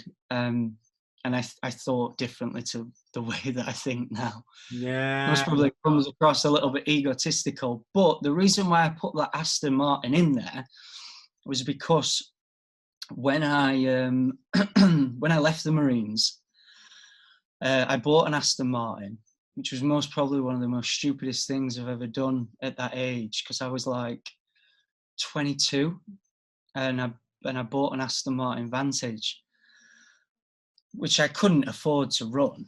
Like, a clutch on it was like £5,000 or something ridiculous, and it were costing me 100 quid a, what was it? It was like 100 quid a week in petrol, but it felt good. It felt really good having one. But yeah, so I had a black Aston Martin, and then I sold it shortly after when I realised I couldn't afford it. Did you get the money to buy that? So when I left the Marines, obviously I had insurances. I had insurance in place, health insurance and all that. And I did end up getting money from my insurance. And stupidly, because I was in the frame of mind that I was at the time, where I wasn't planning on being around for a long time, I didn't hold on to the money whatsoever. Spent it really stupidly. I remember I bought a house. I owned a house anyway. I owned a house which I bought just after Afghan. Just a little one-bed house near my mum's, near where I grew up. And when I got this money, I remember paying all the mortgage off on this house. And I was 20 at that time. So I was a 20-year-old with a house that I fully owned, no mortgage. It's like the best position you could ever hope to be in. And what did I do? I sold it shortly after. I sold the house and bought a Range Rover. Stupid idiot. And then I think I just spent all the money. I wasn't in the right place whatsoever to have that money. Is that because these kind of new Range Rovers that have come out, they are like really expensive, yeah? The ones that you sort of see, I don't know, like Vinnie Jones driving around London, you know, I know he lives in LA, but you know, that kind of sort of. It was a 2016 Range Rover, so I guess it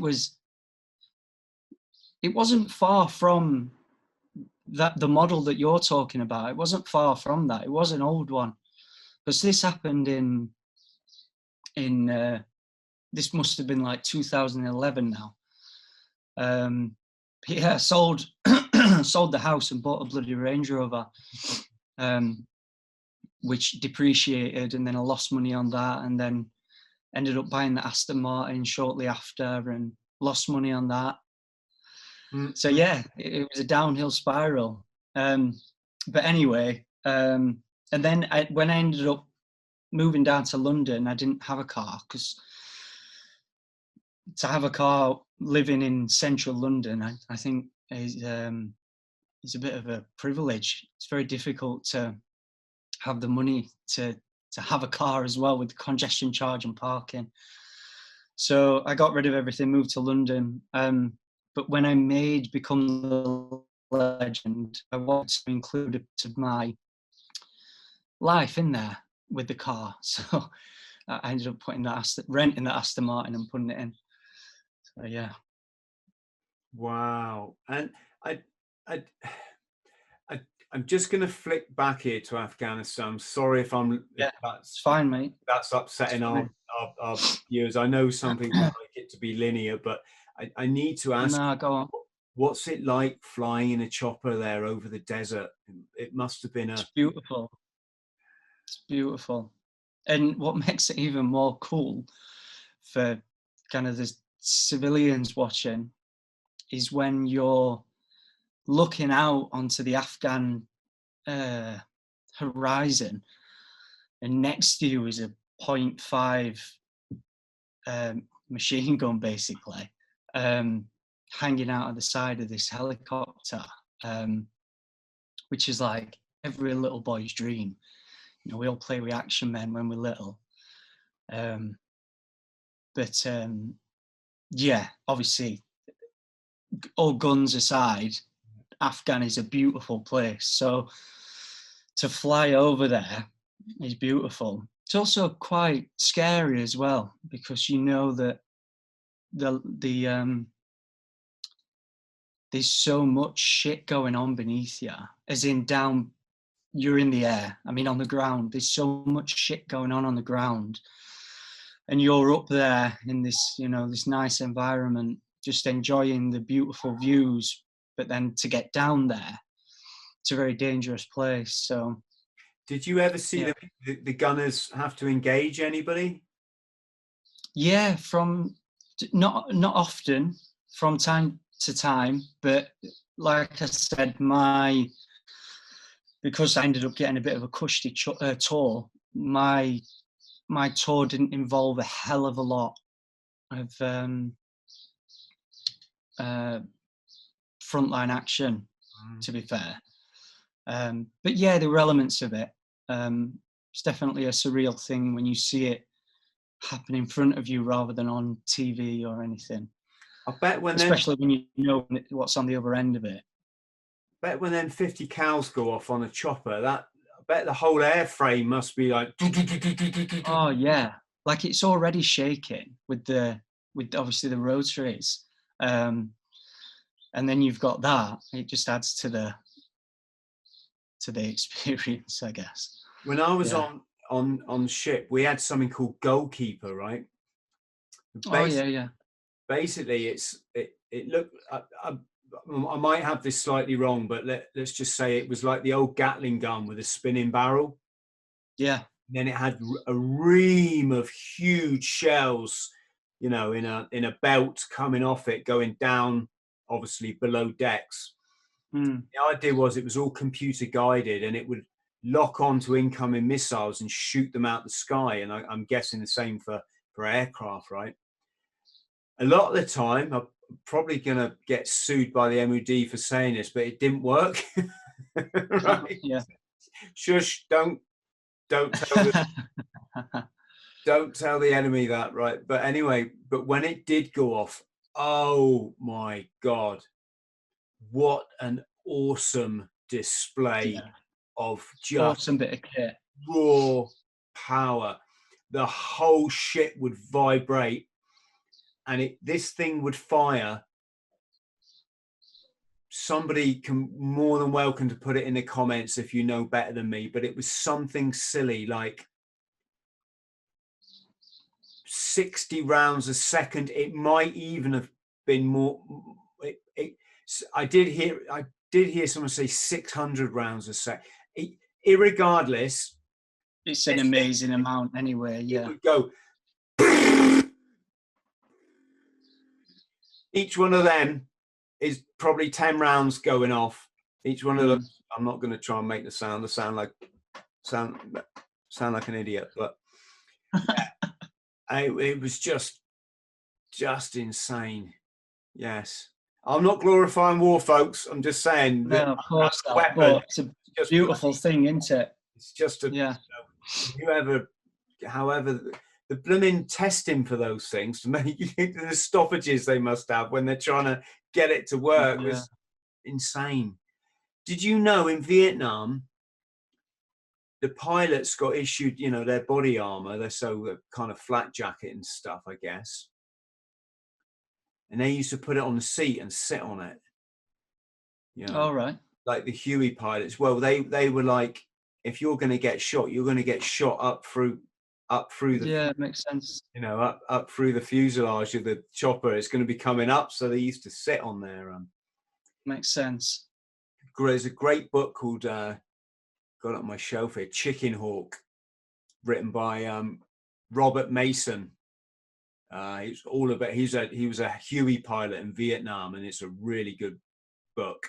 You read the first opening chapter of that, and then you know how to fly a helicopter. He just talks about it so well, yeah. So let's move on to your your acting. So Coronation Street, what else is in your portfolio? Or is it all yet to So yeah, so the Robin Hood thing? yeah, Hood. It's called Hood: A Legend Reborn. Adam Collins is directing it, and he's also starring in it as Robin Hood. He's an ex-bootneck. He's a former Royal Marines Commando. So, and funnily enough, we were in training at the same time. So, I joined in 2016, and I was in troop number 925. And at the time, they would divide troops into 2 weeks. So, for instance, 924 troop, and then 2 weeks later they'd bring in 925 troop. 2 weeks later, 926 troop. And 924 troop was being filmed by film production company, and it got made into the, I don't know what it's called now, but it got made into the, the Marine training program that happened. Can you remember it? Yeah, well, there's been a few things, isn't there? I'm speaking to Chris Terrell next Wednesday. We got very similar named Chris. I'm Chris Thrall. He's Chris Terrell. It's something like one letter difference. So people always tag us on Facebook like they get the wrong. I get tagged as Chris Terrell, and I go and like, this isn't about me. Yeah. Anyway, but he was the 55-year-old civilian that went through Commando training and got his green beret, right? He's the first civilian ever to do all 4 Commando tests, and also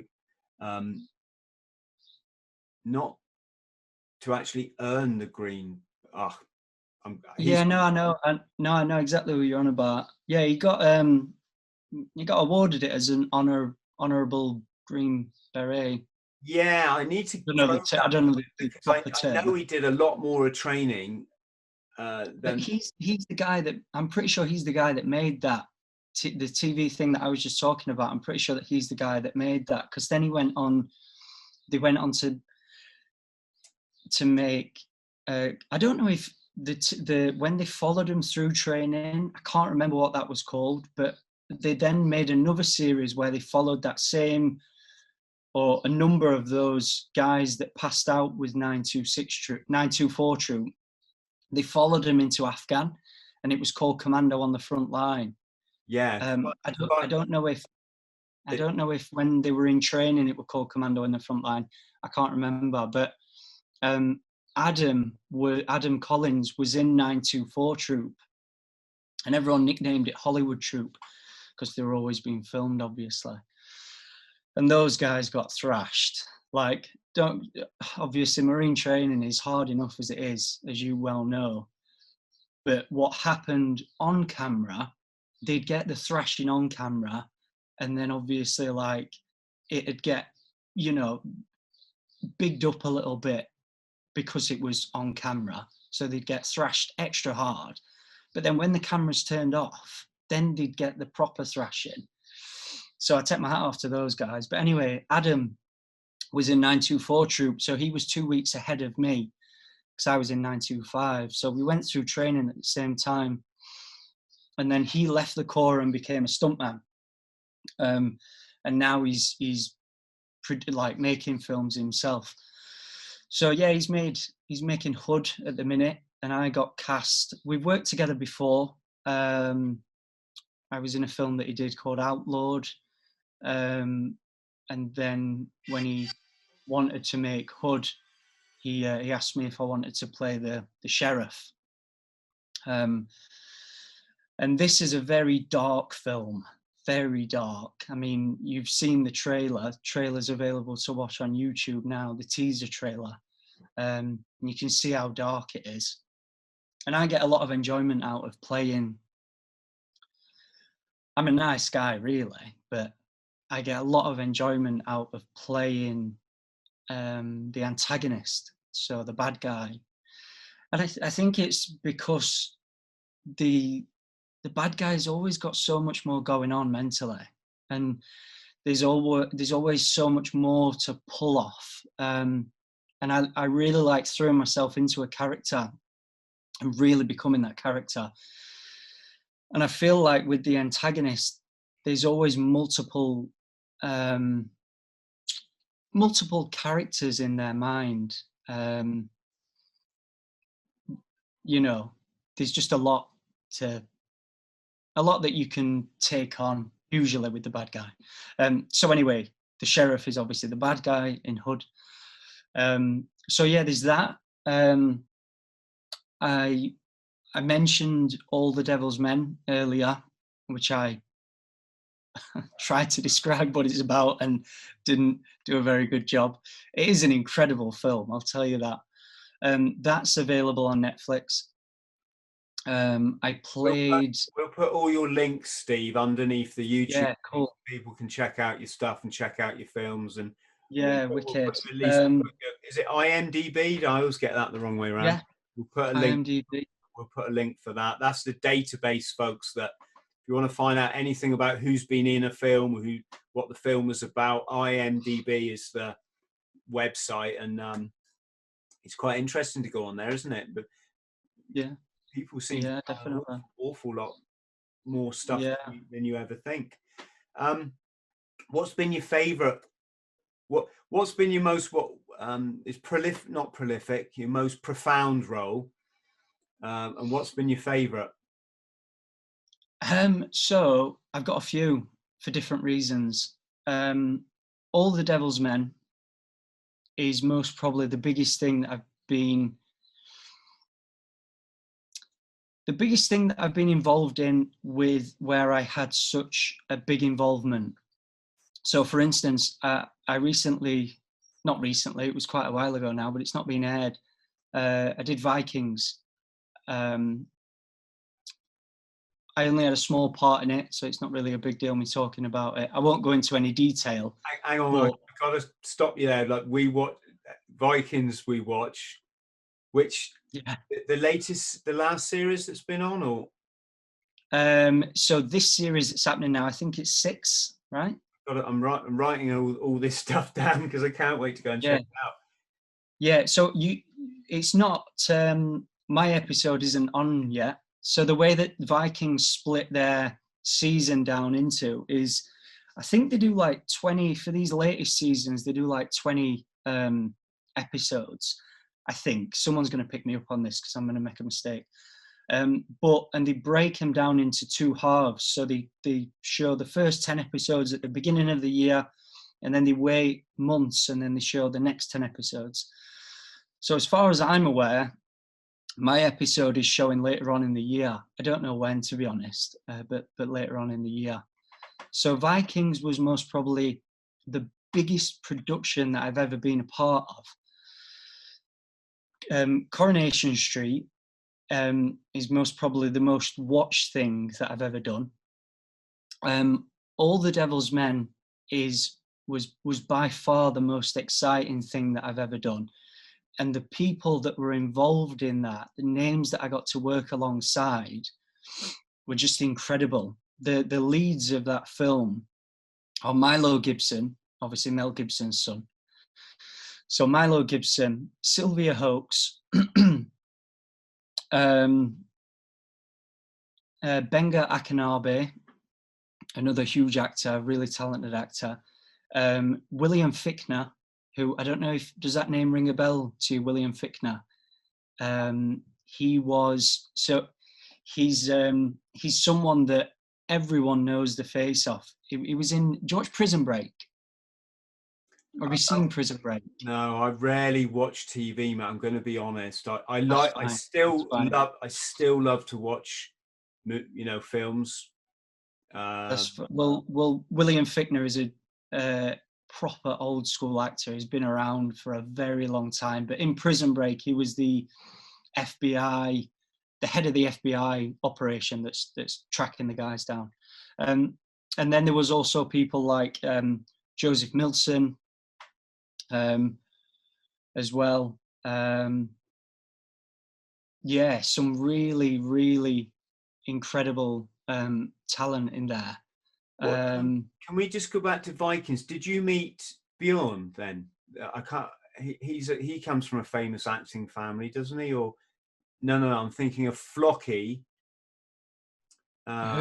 So just before we go on, I don't watch Vikings, so I don't. I shouldn't say that, but I don't watch it, so I don't really know everyone's characters and everything. So, are you talking about a real name or a character name? Right. Yeah. Sorry, that sounds really wrong. It's just that I can't think of his real name.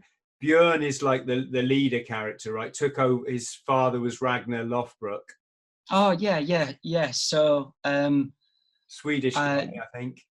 Yeah, so I think it was him, and there was another lad who who are two of the main characters, and I got to work with them on the day that I was working.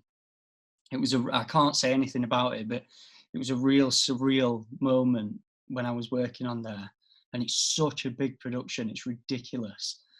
But yeah, I got to work with them, which was really nice. I had some good conversations with them. It's always nice. Hopefully you taught them your skills, Steve, because they could do with brushing up their acting, those two. I don't know about that. But it's always nice. What I love about this industry is I've grown up watching people on TV and in films, and now I get the opportunity to work alongside them.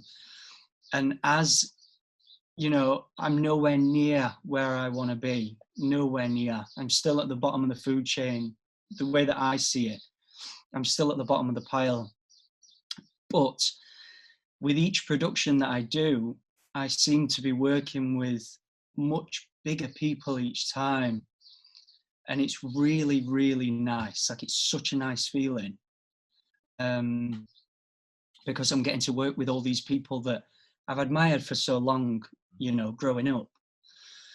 But the final film that is one of my favorites, and this is on YouTube, it's a short film.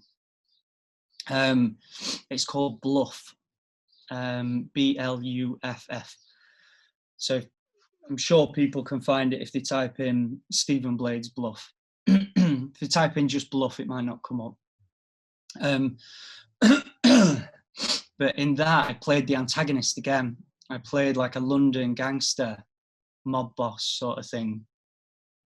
In fact, it's in the show reel that I sent you. I've got a bit of a beard going on, a bit of a London accent. And to be fair, by far, that is my favourite, because I was able to really throw myself into that character more than I feel like I've been given opportunities to with previous roles. And that character really commands the scene. So there was a lot of responsibility there. And I remember when we were filming it, we had one day to film it. It wasn't a big budget thing or anything. It's a small budget short film that's been made because they want to raise the money to make this into a feature length or a TV series, however they want to do it. Anyway, so we had one day to film it. And with filming, what you need to keep in mind is a 1 minute scene on screen might have taken 5 hours to film, or 10 hours to film, or even 2 days to film. There's so many different shots that are going on. So anyway, in Bluff, when we filmed it, there was a few actors involved, and they filmed everyone else first. They filmed the wide shot, the mid shot, the close-ups, and then obviously the mid shots and everything for each individual actor and their close-ups. And then it will come in onto the end of the day, and it will come in onto my shots. And the guy who owned the building came in, and he were like, "Guys, you've only got another hour and you're going to have to leave."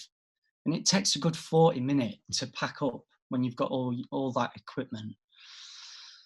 So the director turned to me and he's like, "You're going to have to get this in one take, really, because we've got like 10, 20 minutes to do your bit." And I remember thinking, bloody hell. about responsibility here. But we ended up doing it. We ended up doing it fine. I think we did it in, we did like a long shot, mid shot, close ups, and I think we did it in one take, which was fortunate for me that I didn't forget any lines. But yeah, Bluff, that's a character that I really want to revisit. I played a character called Mr. Ravel, and that is a character that I really want to revisit if I ever get the opportunity to. Yeah, I'm sorry to keep interrupting, mate. It's just I'm conscious of Right. time, and there's so much I've kind of got I kind of feel that my audience will be saying, ask him this, ask him that, right? Yeah. So, Crack on, yeah.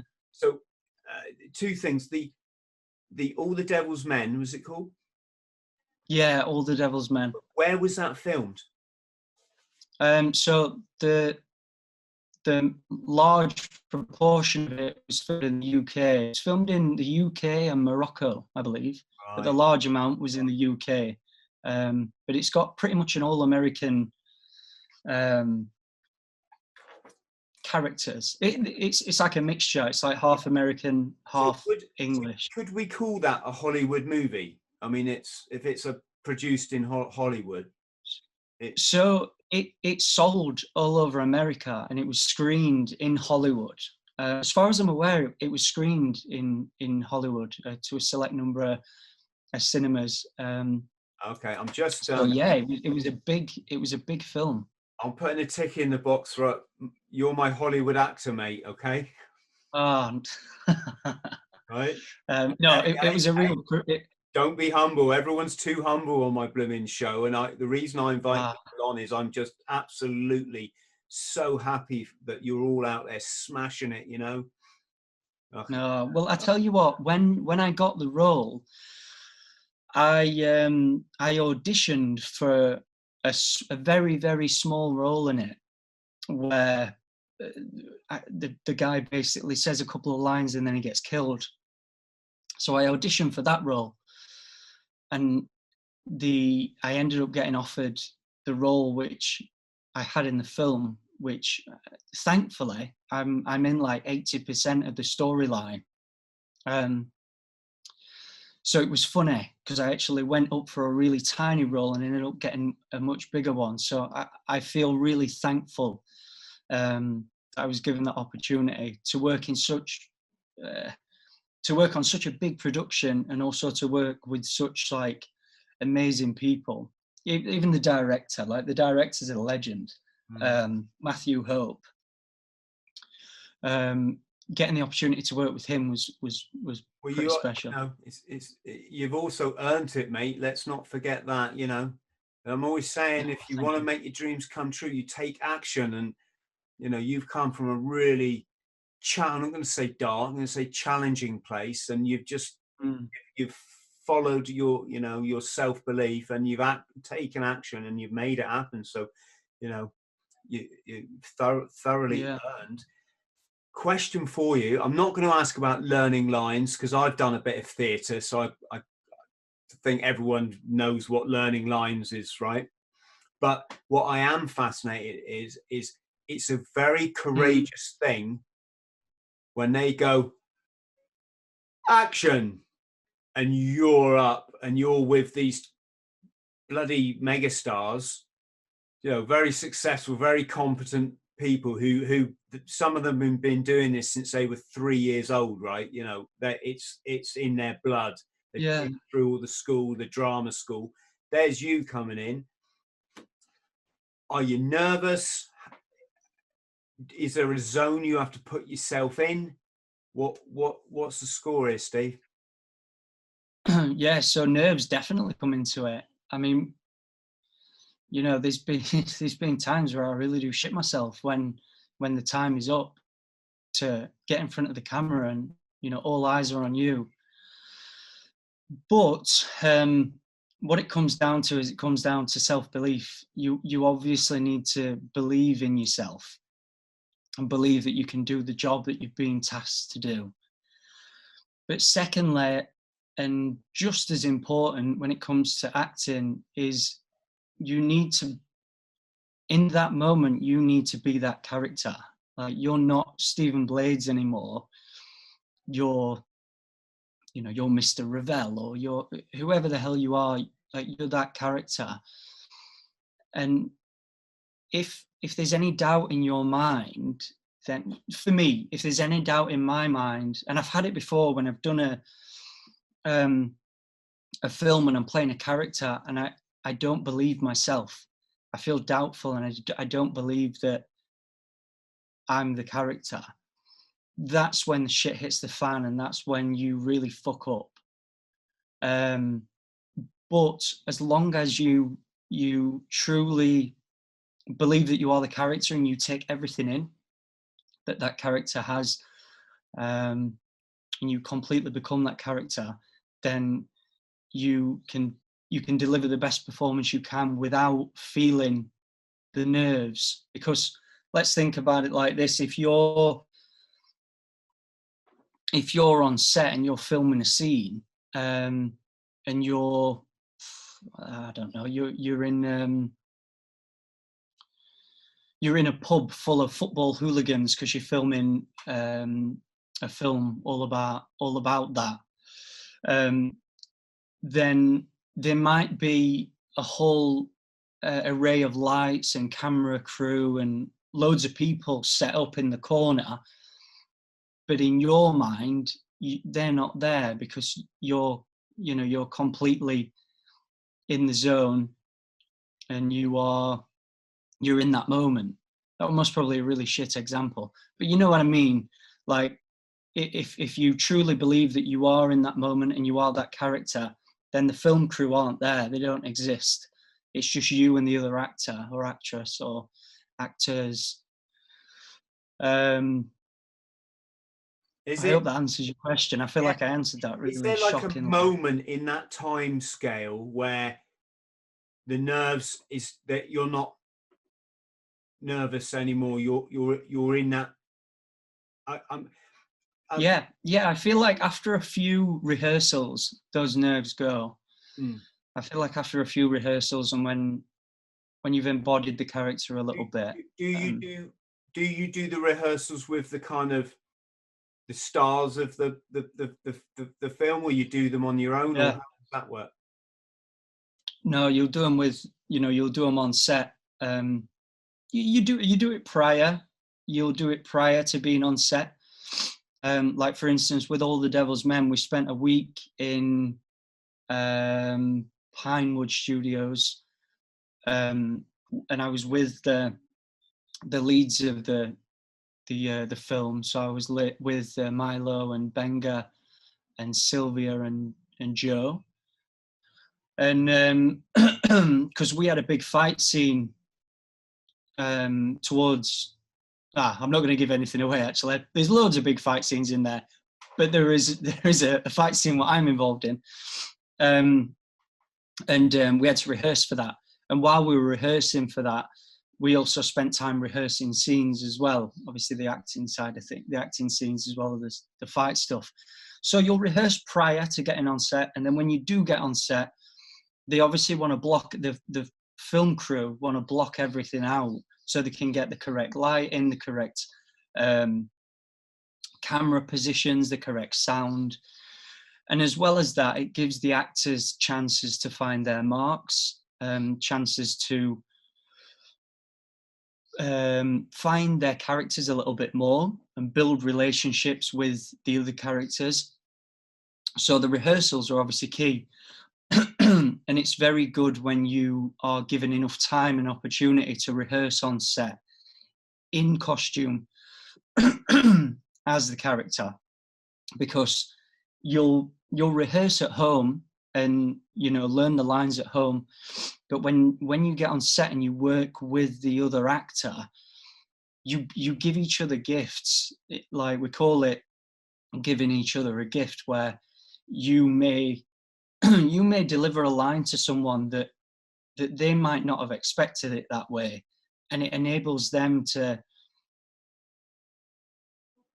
to emotionally react in a different way, I guess. And it's called giving someone a gift. So the rehearsal process is very important. But yeah, it happens on set. It does, yeah. Well, mate, listen, you've been absolutely an amazing guest. Thank you. Probably one of the most fascinating, your whole story, and it's been one of the most fascinating things I've ever heard. And I could definitely talk for another 2 hours, and then another 2 hours after that, and then easily another 2 hours after that. Unfortunately, I have another guest, and so we'll have to resume this for round 2 or take 2. Yeah, definitely. So, well, there's some productions which I obviously can't say at the minute because they've not happened, but there's some productions that I'm going to be involved in that you will find very, very interesting. So yeah, we'll definitely have more talks in the future. In fact, mate, well, it's clear that obviously big things are even bigger things, I should say, are on your on your horizon, and that's just a representation of the energy that you're putting out, mate. You can just tell you're in the zone, and that's all credit to you, So thank you, mate. Stay on the line, brother. I'm just going to say like an official goodbye. Yeah, cool. So thank you ever so much. Stephen Blades, are we allowed to ask, is that your real name, or is that not? Yeah, no, it is. It is. I was born Stephen. I was born a different name, but Stephen Blades is Blades is my mother's maiden name, so it's official within my family anyway. Like half of my family is called Blades, which is a really nice name if you're a football fan, because Sheffield United are called Blades.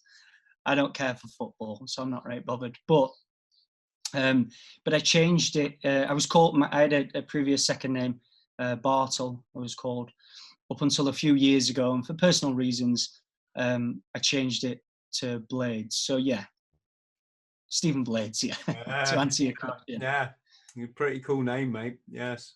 So Steve, thank you ever so much. Thank you, our friends at home. Thank you ever so much for watching another edition of the Bought the T-Shirt podcast. If you could please if you did and subscribe, that would be wonderful. Take care. See you all soon. Hello, friend. I hope this finds you well. My name's Chris THRALL. I'm a former Royal Marines Commando, and I fought my way back from chronic trauma and addiction to live, work and travel in 80 countries across all 7 continents, achieving all of my dreams and goals along the way. Now I pass my simple system on to other people, but I can only help you if you like and subscribe. So please do so, because you get one life, and if you live it right, one is enough.